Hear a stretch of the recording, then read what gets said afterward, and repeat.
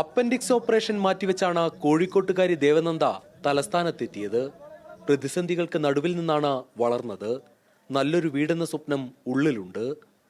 അസഹനീയമായ വേദന മാറിയിട്ടുമില്ല. പക്ഷേ ഇതൊന്നും ഈ കൊച്ചുമിടിക്ക് തളർത്തിയില്ല. ജൂനിയർ പെൺകുട്ടികളുടെ 100 മീറ്ററിലെ സ്വർണത്തിന് പിന്നാലെ 200 മീറ്ററിൽ റെക്കോർഡ് കുറിച്ചപ്പോൾ ദേവനന്ദ പൊട്ടിക്കരഞ്ഞു.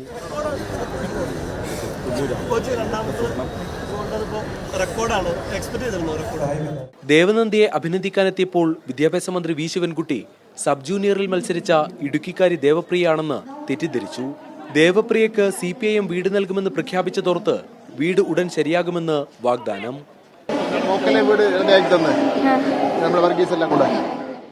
നിനച്ചിരിക്കാതെ ലഭിച്ച വാഗ്ദാനം കേട്ട് ദേവനന്ദയും കുടുംബവും ഞെട്ടി.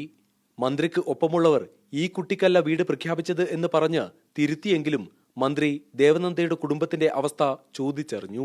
നല്ലൊരു വീടില്ലെന്ന് മനസ്സിലായ ഉടൻ അവിടെ നിന്ന് തന്നെ ഉദ്യോഗസ്ഥരെ വിളിച്ച് സ്കൗട്ട് ആൻഡ് ഗൈഡ്സിന്റെ നേതൃത്വത്തിൽ വീട് നൽകുമെന്ന് വിദ്യാഭ്യാസ മന്ത്രിയുടെ പ്രഖ്യാപനം. പാർട്ടിക്കാരെ സഹായിക്കാന്ന് പറഞ്ഞിട്ടുണ്ട്. വീടെന്ന സ്വപ്നം ഇത്ര വേഗത്തിൽ നടക്കുമെന്ന് കരുതിയില്ലെന്ന് ദേവനന്ദ. വീട് ശരിയായി തരാന്ന് പറഞ്ഞു. അങ്ങനെ എനിക്ക് നല്ല സന്തോഷം. എൻ്റെ ഒരു സ്വപ്നമായിരുന്നു. മീറ്റിന് പിന്നാലെ ശസ്ത്രക്രിയയ്ക്ക് വിധേയായി ഉടൻ ട്രാക്കിലേക്ക് തിരികെയെത്താനാണ് ഈ കൊച്ചുമിടുക്കിയുടെ ആഗ്രഹം. ദീപകിനും അക്ഷയ്ക്കുമൊപ്പം രുചീഷ് രവീന്ദ്രൻ, തിരുവനന്തപുരം.